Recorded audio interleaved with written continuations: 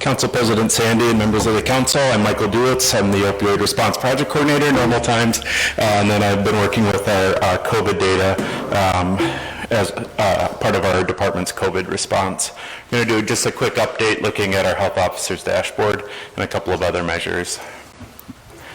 Taking a look at our health officer dashboard for today, we remain in the orange category.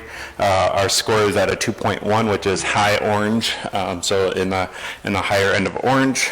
We have had a fairly significant increase in the number of average new cases per day, with our rate increasing 36% up to 54.9 new cases per 100,000 as a daily average.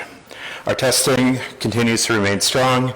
Our percent positivity has increased over the past week, and our hospital capacity remains at the yellow stage. I wanted to do the SWOT analysis since that was fairly well received last week. So looking at our strengths, weaknesses, opportunities, and strengths, and threats. So looking at our strengths, our testing program does continue to remain very strong. Our testing rate continues to be above what the state is doing, or right at what the state is doing. So the state testing rate is what should look like a dashed line on there, and it doesn't really look very dashed. So that's the lower line, and then our testing rate is the upper line. We are still holding weekly testing events at UND, which are open to the public and well received by the public. And we are holding weekend testing events every other weekend at UND. Those are open to the public as well. For individuals who are in need of more indicated testing, such as if they're symptomatic, if they are a close contact, or if there's another need for it, All True Health System continues to be a great partner in the community, testing people regardless of their symptom status, as well as we have other clinic organizations who are testing as well. Another strength that we have is our deaths have still continued to remain low in Grand Forks County, despite what has been happening in other parts of the state. To date, we've had 14 deaths in Grand Forks County since the start of COVID. Looking at our weaknesses over the past week, there has been a fairly significant change in our COVID numbers. As I mentioned earlier, we've had a 36% increase in the case rate from week to week. So we look at the 7 days preceding the last 7 days, and we compare those two 7-day periods, and that is what makes up that 36% increase. In addition to that, our percent positivity has increased from 4.8% to 6.2%. So we're doing a really good job at testing, but we keep kind of narrowing that gap between our really good testing and the number of cases that we're identifying. We still have we've had this continued issue over the past month and a half of we haven't been able to get out of the orange on our case rate and or on our dashboard, and I believe that is due to our high case rate.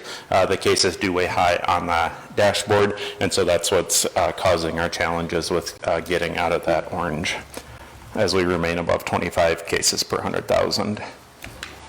Looking at our opportunities, something that we've been working on over the past week has been working with the state to try and get better access to some of the antigen testing supplies that the state has been getting allocated from the federal government.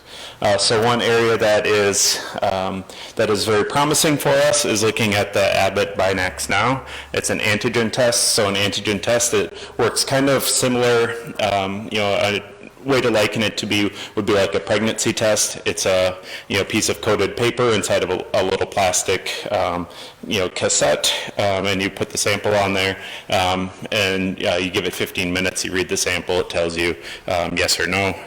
It is something that needs to be done with trained personnel, but the advantage is it only takes about 15 minutes to get the results. The other caveat is that it's only FDA approved for individuals who are symptomatic, and getting good results is still operator dependent. So you want to make sure you have a good testing program and are testing the right people, because you don't want to run into the issue of false negatives or false positives. But what that test does allow us is an opportunity to identify positive cases sooner, especially those that are symptomatic, so we can start that contact tracing process sooner, get the individual isolated sooner, get fewer and have fewer contacts for them. This could potentially be of really good value to us during cold and flu season, allowing an opportunity for faster identification of COVID cases. And then looking at our threats, over the past 2 weeks or so, we have been seeing an increase in the number of COVID hospitalizations in Grand Forks County.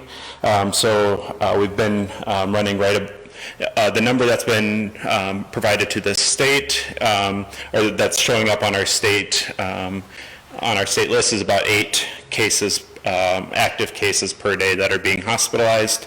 As of this morning, Ultra reported 17 COVID positive inpatients. So, the difference may be a person that has COVID and something else, or it may be an individual who has been transferred in from another county or has another county of residence.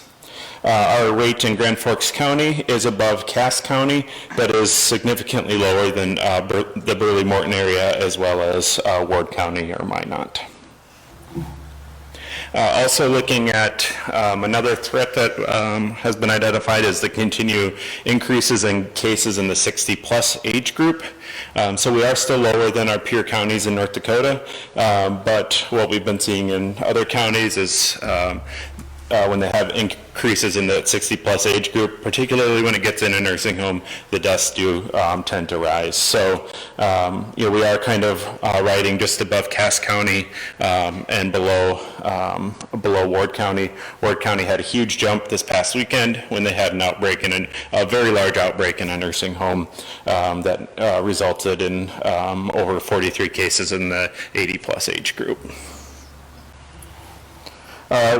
Taking a quick look at our comparison in percent positivity.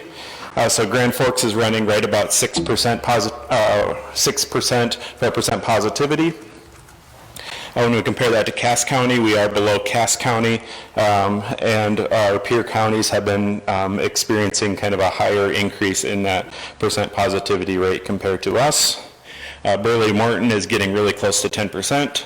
10% is one of those kind of concerning cutoffs, because that does kind of indicate, that there is, an even higher degree of uncontrolled spread, and we aren't doing a good job at our testing. So, even with a mitigation type strategy where we're just trying to control the spread of COVID a little bit in the community, they do say that 10% is kind of the cutoff before you should be changing your strategy.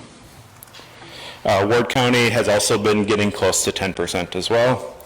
And then North Dakota has been kind of brought up, particularly because of the increases in our peer counties, not so much Grand Forks.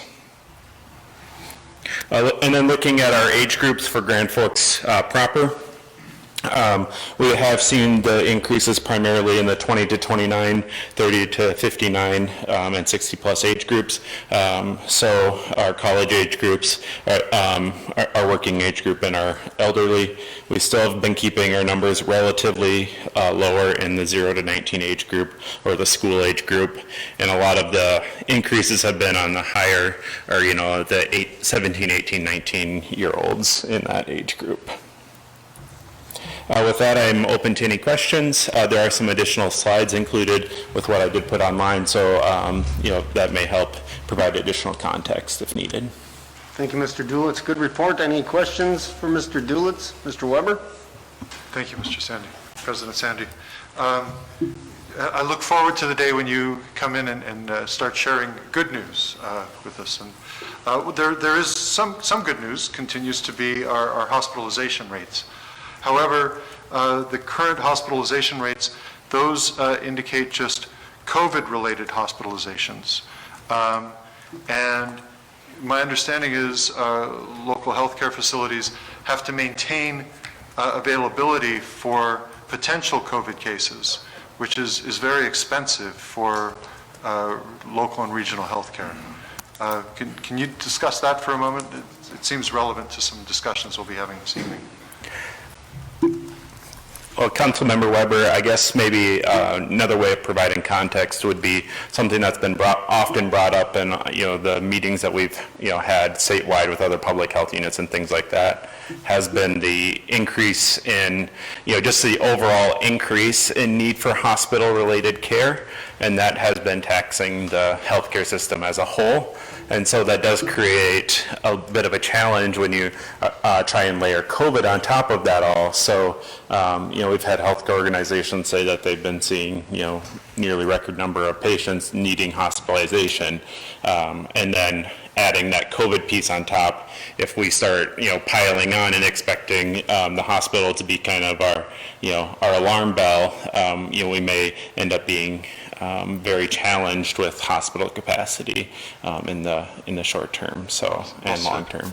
Thanks. In the meantime, we continue to have some of the best testing rates in the country, and we're fortunate for that. Yes? Correct. And we are, we have seen some fluctuation in testing result times.